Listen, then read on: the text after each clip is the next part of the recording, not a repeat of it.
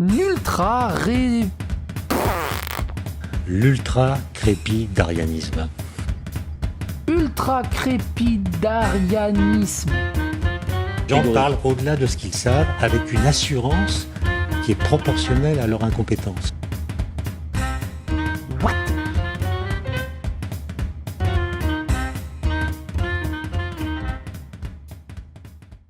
Bonjour à tous, alors bienvenue dans ce nouveau petit format qui est l'ultra-crépidarianisme de la semaine. Et aujourd'hui, on démarre avec Tatiana Ventose. Alors, Tatiana, qui a une chaîne YouTube avec 230 000 abonnés, nous a sorti une nouvelle vidéo ce dimanche où elle monologue pour nous expliquer pourquoi elle a raison et pourquoi les autres, tous caricaturaux, sont débiles et n'ont rien compris. Heureusement que Tatiana est là pour prêcher la bonne parole et nous expliquer pourquoi le Bouzeux, Raptor, Valek, Calivision, etc. font tous partie de la même team. Avec moi comme leader, cela va de soi. Or, malheureusement, il aurait été préférable que Tatiana révise un peu avant, ça nous aurait évité des raisonnements tout pourris. Alors, je préfère vous prévenir, cette vidéo a été un vrai supplice à regarder, même en accéléré. Et vu que je n'ai pas envie de faire trop long, je me contenterai de rapporter les quelques trucs qui m'ont sauté aux yeux, histoire que ça ouvre les yeux de certains qui avalent ce type de contenu sans sourciller. Allez, c'est parti. Alors, Tatiana, faut comprendre qu'elle bosse ses contenus à fond. Et j'ai pris vraiment ces dernières semaines pour la bosser à fond, pour être sûre de ne rien oublier, parce que je veux qu'elle ait encore un intérêt dans 6 mois ou dans 6 ans, tu vois. Donc, j'ai pris le temps. Vous avez d'ailleurs été très nombreux à me dire que ce genre de réflexion aurait tout à fait sa place dans un livre. Elle passe du temps à faire ses recherches, mais sans source à l'arrivée. Ah non, pardon, je suis médisant. Elle a des sources en description. Alors, Michéa, Gilles Richard et Fukuyama qui fait une apparition de 30 secondes dans la vidéo, c'est tout. Mais alors par exemple Tatiana, quand tu dis que Macron fait des quotas ethniques pour se substituer à la méritocratie républicaine, tu veux bien m'expliquer d'où sort cette information ? Jamais De Gaulle n'aurait proposé des quotas ethniques qui sapent le fondement même de la méritocratie républicaine. Oui, je sais ce que tu vas me dire, ça c'est Macron. Tu me diras, ça fera plaisir à une partie de la gauche, mais je suis pas sûr qu'ils seront convaincus. Donc franchement, n'hésite pas à me dire où tu as obtenu cette information, ça m'intéresse. D'ailleurs, Tatiana, tu dis que ce même Macron veut que la France partage son siège au Conseil de sécurité de l'ONU avec l'Allemagne ? Et jamais, au grand jamais, De Gaulle n'aurait proposé de partager notre siège au Conseil de sécurité de l'ONU avec l'Allemagne. Oui, je sais ce que tu vas me dire, ça c'est Macron. Alors, je t'avoue que c'est une sacrée nouvelle, et donc j'avais envie de savoir, toi qui étends ce gouvernement, comment tu avais obtenu cette information de dernière minute ? Non, parce que, pour le moment, je ne vois que des articles qui démentent cette affirmation, au point que Jean-Yves Le Drian, ministre de l'Europe et des Affaires étrangères, a déclaré que la question du siège commun ne se posait pas, et que l'idée était même stupide. Mais visiblement, tu as l'air bien informé, donc ça m'intéresse.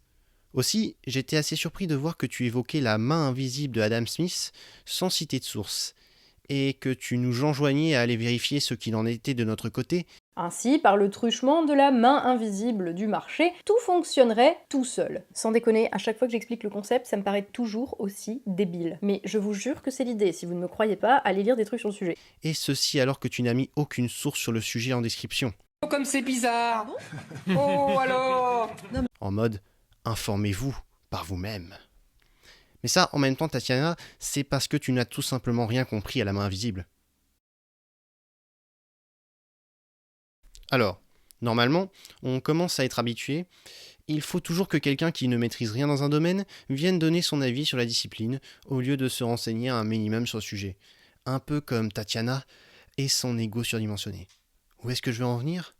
Cette idéologie libérale présuppose que moins il y a de règles, et plus les capitaux et les personnes peuvent circuler librement au niveau mondial, et mieux le monde va se porter. Et plus cela va faciliter la croissance et le progrès. Ça implique que les États doivent s'effacer au maximum afin de laisser le marché se réguler tout seul, diminuer le plus possible le poids des institutions dans la société, enlever toutes les entraves à la concurrence libre et non faussée, comme ils disent, baisser au maximum les impôts, laisser les individus faire ce qu'ils veulent, libres à tous les niveaux. Ainsi, par le truchement de la main invisible du marché, tout fonctionnerait tout seul, sans que nous n'ayons besoin de règles pour organiser la société. Sans déconner, à chaque fois que j'explique le concept, ça me paraît toujours aussi débile. Mais je vous jure que c'est l'idée, si vous ne me croyez pas, allez lire des trucs sur le sujet. Les nations devaient s'effacer au profit d'un grand marché mondial dans lequel tout devait se réguler, tout seul. Oui, je sais, c'est toujours aussi con. Alors non, malheureusement Tatiana, si tu trouves ça toujours aussi con, c'est parce que ta description de la main invisible n'est tout simplement pas la main invisible. Pour comprendre, il faut qu'on aille faire un tour du côté de son inventeur, Adam Smith, qui disait la chose suivante dans son ouvrage sur la richesse des nations. Mais le revenu annuel de toute société est toujours précisément égal à la valeur échangeable de tout produit annuel de son industrie, ou plutôt, c'est précisément la même chose que cette valeur échangeable. Par conséquent, puisque chaque individu tâche, le plus qu'il peut, d'employer son capital à faire valoir l'industrie nationale et de diriger cette industrie de manière à lui faire produire la plus grande valeur possible, chaque individu travaille nécessairement à rendre aussi grand que possible le revenu annuel de la société. À la vérité, son intention, en général, n'est pas en cela de servir l'intérêt public, et il ne sait même pas jusqu'à quel point il peut être utile à la société. En préférant le succès de l'industrie nationale à celui de l'industrie étrangère, il ne pense qu'à se donner personnellement une plus grande sûreté, et, en dirigeant cette industrie de manière à ce que son produit ait le plus de valeur possible, il ne pense qu'à son propre gain. En cela, comme dans beaucoup d'autres cas, il est conduit par une main invisible à remplir une fin qui n'entre nullement dans ses intentions. Et ce n'est pas toujours ce qu'il y a de plus mal pour la société que cette fin n'entre pour rien dans ses intentions. Tout en ne cherchant que son intérêt personnel, il travaille souvent d'une manière bien plus efficace pour l'intérêt de la société que s'il avait réellement pour but d'y travailler. Je n'ai jamais vu que ceux qui aspiraient, dans leurs entreprises de commerce, à travailler pour le bien général, aient fait beaucoup de bonnes choses. Il est vrai que cette belle passion n'est pas très commune parmi les marchands, et qu'il ne faudrait pas de longs discours pour les en guérir. Donc, ce qu'Adam Smith explique, c'est que les personnes sont motivées par leur égoïsme personnel, et que c'est cette motivation à gagner de l'argent qui conduit ces derniers à se bouger pour enrichir la société. Mais, pour que ce soit plus simple à comprendre, je vais vous montrer cet extrait de Draw My Economics. Chaque individu, en exprimant sa volonté individuelle, va contribuer au bien-être général. C'est la théorie de la main invisible. Selon cette théorie, ce n'est pas de la bienveillance du boucher, du boulanger ou du caviste que nous attendons notre repas, mais bien de leur égoïsme. Ce qui les intéresse, c'est le moment où nous allons passer à la caisse. Mon boulanger fera le meilleur pain possible non pas parce qu'il m'aime, mais parce qu'il veut me le vendre. C'est parce qu'il poursuit son intérêt égoïste qu'il va s'intéresser à mes besoins et au rapport qualité-prix de ses produits. Il en va de même pour tous les chefs d'entreprise d'un pays. Chacun va essayer de maximiser le rapport qualité-prix de ses produits pour augmenter son chiffre d'affaires et ses marges. Aucun chef d'entreprise ne va penser à la richesse du pays. Pourtant, en recherchant son intérêt, le chef d'entreprise va augmenter la richesse de son pays. Il est donc conduit par une main invisible à accomplir une fin qui n'entre pas dans ses intentions. Le chef d'entreprise, en recherchant son intérêt personnel, concourt au bien commun.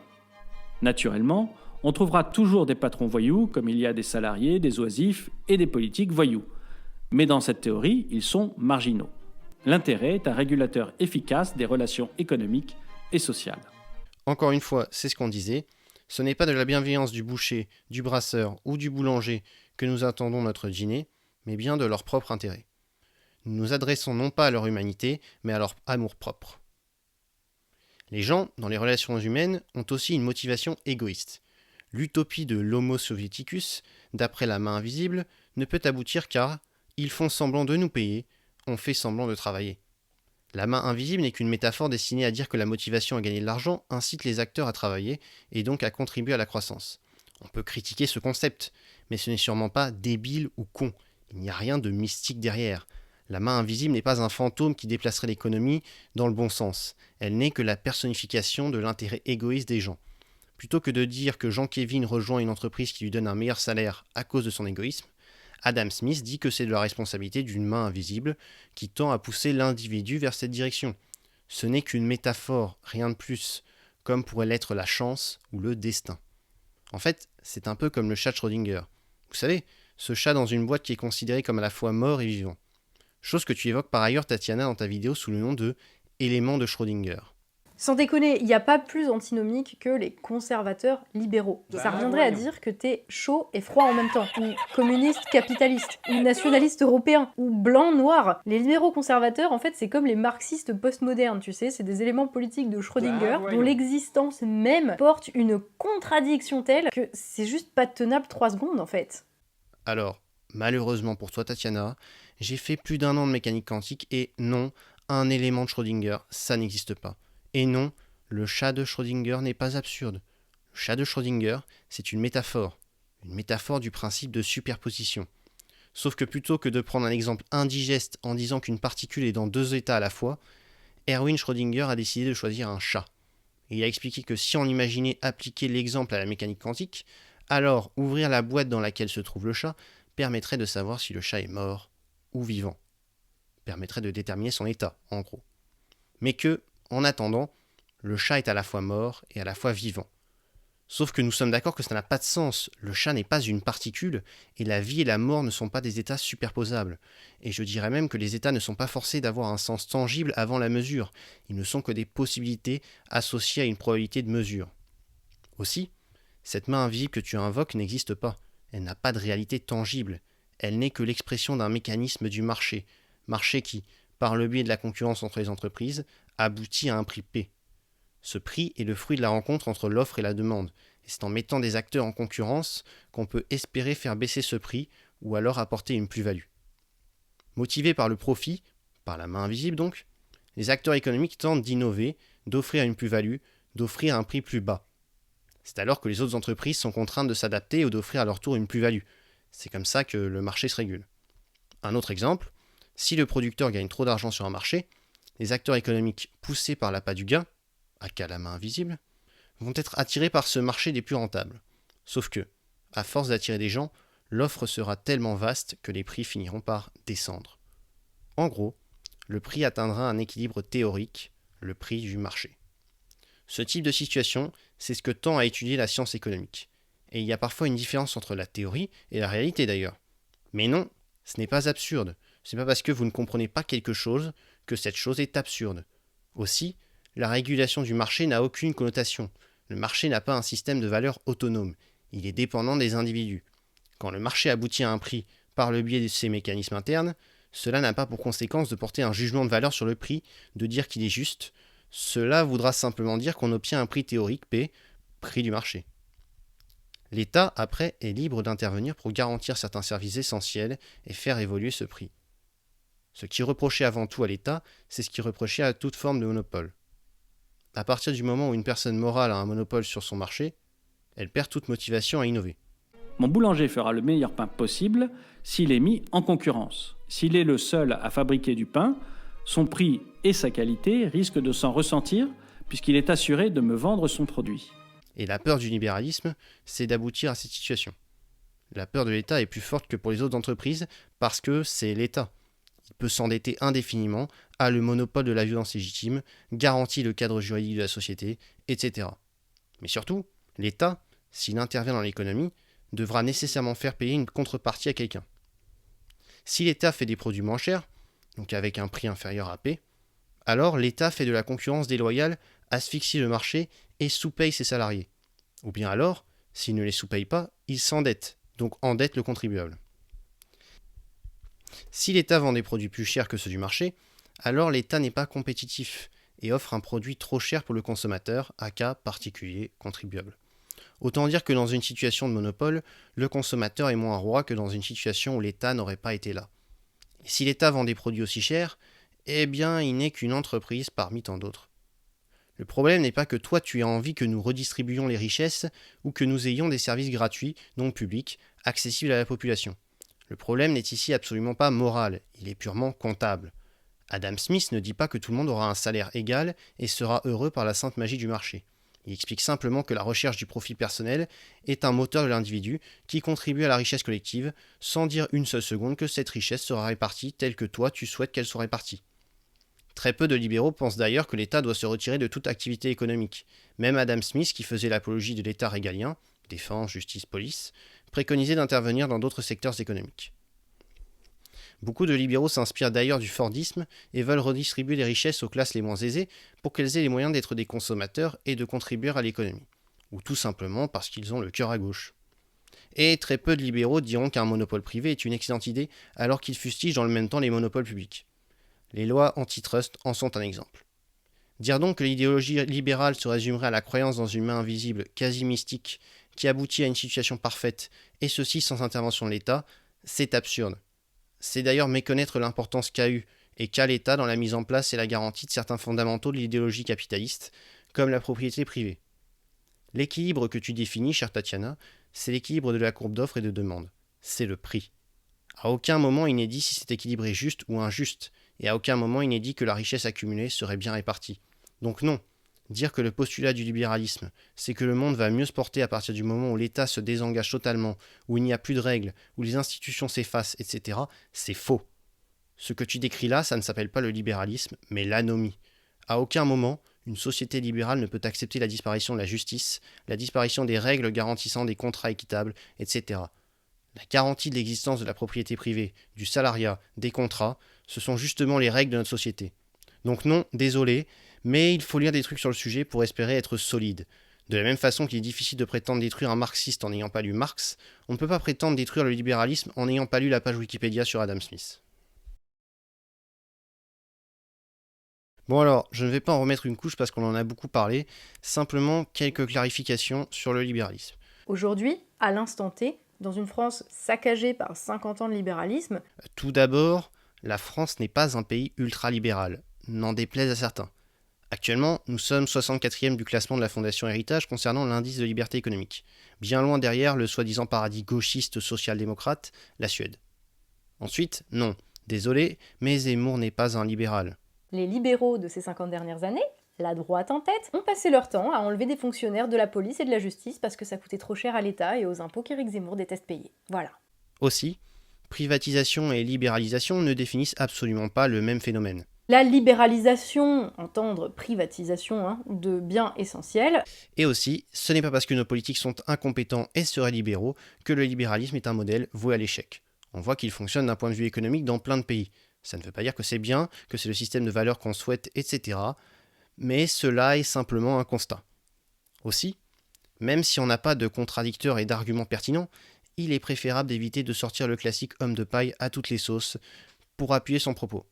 tu le sais si tu as déjà eu une conversation avec des copains un petit peu bornés d'un bord ou de l'autre. Chaque fois, on va te renvoyer une face ou une autre de la même pièce. Si tu dis qu'Éric Zemmour a des raisonnements un peu cons ou que l'État doit réguler l'économie, tu vas te faire traiter de socialo-communiste. Et si tu dis que Rokhaya Diallo, à l'inverse, a des raisonnements un peu débiles ou que l'État doit réguler les flux migratoires, tu te fais traiter de facho-droitard. Et ben moi, c'est pareil. À chaque fois que je parle, les idéologues d'un camp et de l'autre ne retiennent que ce qu'ils veulent. Ben voyons. Quant à notre souveraineté, disons que simplement évoquer le mot donne des frissons aux libéraux qui te voyons. repeignent en nazi ou en communiste, suivant s'ils sont libéraux de gauche ou de droite, dès que tu le prononces. C'est pour ça qu'ils gagnent toujours à la fin, parce que le reste est incohérent, parce que leurs principes ne résistent pas à la partie de la matrice idéologique qui dévore l'autre. Le libéralisme, c'est une fuite en avant permanente. Il ne tolère ni limite, ni cadre. voyons. C'est un idéal, c'est une utopie qui ne part pas du réel, mais d'une idée selon laquelle tout fonctionne sans avoir besoin d'être régulé, comme dans le monde des bisounours. Et comme le communisme en son temps, il est voué à engendrer des monstres et à rendre esclaves ceux qui se seront crus assez forts pour l'adopter et l'exhiber comme l'accomplissement ultime du progrès de l'humanité. On vit dans un monde où penser hors du libéralisme est difficile, où si tu critiques le libéralisme économique, la droite te traite de gros coco méchant Staline, et si tu critiques le libéralisme culturel, la gauche te traite de gros facho méchant Pétain. Et pas les chiens du libéralisme qui aboient avec la meute en méprisant les gens et en les traitant de moutons à longueur de journée.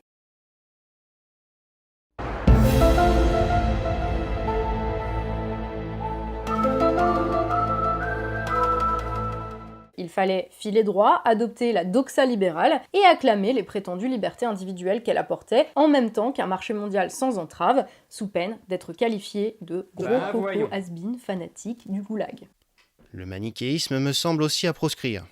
allégé du poids d'un socialisme dépassé, a pu donner libre cours à une fuite en avant idéologique fondée sur la liberté totale de tout faire et trouver la justification à des comportements qui étaient mal tolérés jusque-là, et se sont mis à nous expliquer qu'on pouvait changer le monde en se changeant soi-même et en promouvant le sexe avec des mineurs, au nom d'ailleurs des mêmes libertés individuelles que celles que la droite utilisait pour justifier la destruction de notre économie nationale. Parce qu'au fond, de la destruction du code du travail à la déconstruction des codes sociaux, il n'y a qu'un pas. Et l'insécurité culturelle et physique, elle est la conséquence de leur acceptation sans sourciller que l'insécurité économique, c'est la norme. Tu ne peux pas sélectionner ce que tu veux dans le libéralisme. La gauche, elle pense qu'elle peut avoir l'individu qui se définit comme un triton sapiosexuel non-binaire tout en refusant le libre-échange. La droite, elle, pense qu'on peut avoir le libéralisme économique sans la dégénérescence et la perte des valeurs. Les faits montrent que ce n'est pas le cas. Le beurre ou l'argent du beurre, il faut choisir. L'économie de la concurrence absolue, elle a pour conséquence des migrations incontrôlées. Des gens qui se définissent comme d'un genre fluctuant, l'apologie de la prostitution, voire de la pédophilie dans certains cas, et l'islamisation de certains quartiers. Leur libéralisme économique a donné le libéralisme culturel de la gauche, qu'ils acceptent de le voir ou pas. Car la suite logique de la liberté économique d'avoir et de faire, c'est la liberté culturelle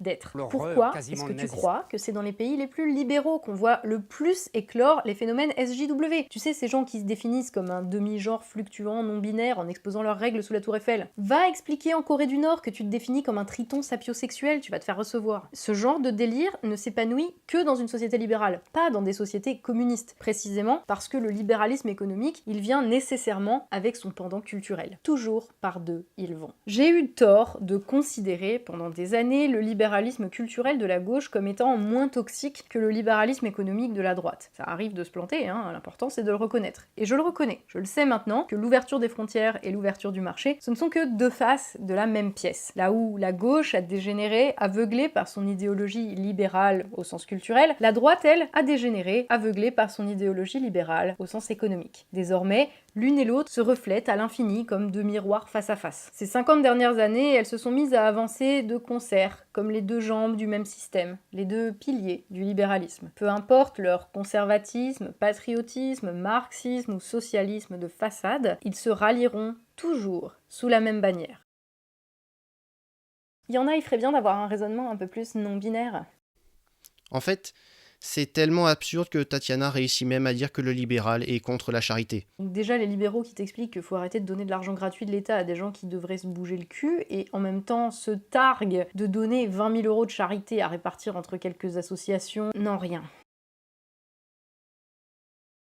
Ni d'ailleurs dire aux individus comment ils doivent vivre leur vie personnelle. Enfin bref, on évite toutes ces erreurs de raisonnement, surtout quand on prétend éviter des raisonnements simplistes. En tout cas, vous valez mieux que des raisonnements simplistes, et on veut tous mieux que des raisonnements simplistes, et il y a un moment, faut juste assumer que ça peut être long, quoi. Voilà. D'ailleurs, j'aimerais bien comprendre comment un défenseur de la République des Lumières et de la méritocratie républicaine n'arrive pas à comprendre leur lien avec l'idéologie libérale.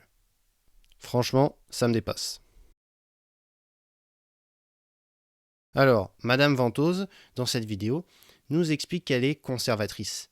Je pense que si je m'étais à la base tournée vers la gauche, c'est en partie lié au fait que j'ai toujours été quelqu'un de raisonnablement, en tout cas, conservateur. Ça peut sembler paradoxal de te sentir de gauche si t'es conservateur, surtout aujourd'hui, mais quand j'ai commencé à m'intéresser à la politique, la gauche était régulièrement qualifiée de ramassis de has-been qui s'accrochaient à des acquis sociaux et des services publics dépassés, des traditionalistes de la République et de la laïcité. Et dans mon conservatisme, à la fin des années 90, début des années 2000, cette gauche traditionnelle, critique de la mondialisation et du libre-échange, plutôt protectionniste, et en quelque sorte conservatrice, donc c'était ce qui se rapprochait le mieux de ce que j'estimais être mes idées et de ce que j'estimais être le mieux pour la France. Alors je me suis toujours sentie un peu conservatrice. Mais qu'elle a rejoint la gauche justement pour ce conservatisme. Alors, comment dire, ça va faire plaisir aux libéraux, merci Tatiana, mais ça n'a pas de sens politiquement. Comme l'explique Tatiana Ventose à un moment, droite et gauche n'ont pas de définition fixe, les idéologies ne font que se mouvoir sur le spectre politique, et selon le modèle Sinistrogir de Albert Thibaudet. Pour faire simple, à l'origine, on a deux camps politiques. Ceux à droite, partisans du droit de veto du roi, et ceux à gauche, opposés à cette idée. Peu à peu, la gauche finit par imposer ses idées, et les gens de gauche deviennent les défenseurs de l'ordre qu'ils ont établi. Ils sont de droite. Pour combler le vide laissé à gauche, un autre mouvement de gauche plus radical émerge alors et tente de renouveler le processus en imposant ses idées. C'est ce mouvement dit Sinistrogir qui caractérise la vie politique française. Royalistes contre républicains, libéraux contre socialistes, etc. Tout ça n'est que la face d'une même pièce, la droite contre la gauche, le conservatisme contre le progressisme. Alors, initialement, l'antonyme du progrès, c'est la réaction. Mais peu à peu, le réactionnaire s'est imposé comme le défenseur d'un ordre passé. Il est le droitard le plus radical, par opposition au droitard modéré, le conservateur. De la même façon, dans le camp progressiste se retrouvent réformistes et révolutionnaires. Mais peu importe, celui qui se revendique conservateur est de droite. On ne parle pas seulement de quelqu'un qui est pour la peine de mort ou contre l'avortement, mais bien de quelqu'un politisé qui revendique haut et fort l'idéologie conservatrice. Or, ceci équivaut à dire « je suis de droite ». Tous les gens de droite ne sont pas conservateurs, mais parler de conservatisme de gauche est oxymorique. Ça n'a pas de sens pour toute personne qui s'intéresse un minimum à la science politique, et ça ne devrait pas en avoir pour quelqu'un qui prétend vulgariser cette dernière. Ça peut faire effet devant un panel de bobos dans un dîner mondain, mais ça ne fera pas illusion auprès d'une personne avec un minimum de culture en sciences politiques. En conclusion, copie à revoir, il faut réviser plus sérieusement avant de publier. C'était Droitard Fragile, merci d'avoir regardé la vidéo. Si elle vous a plu, n'hésitez pas à vous abonner et à aimer. Je vous dis à la prochaine, ciao. Je ne suis pas de ces fanatiques qui pensent que la réalité doit s'accommoder de mon système de pensée plutôt que l'inverse. Ben voyons.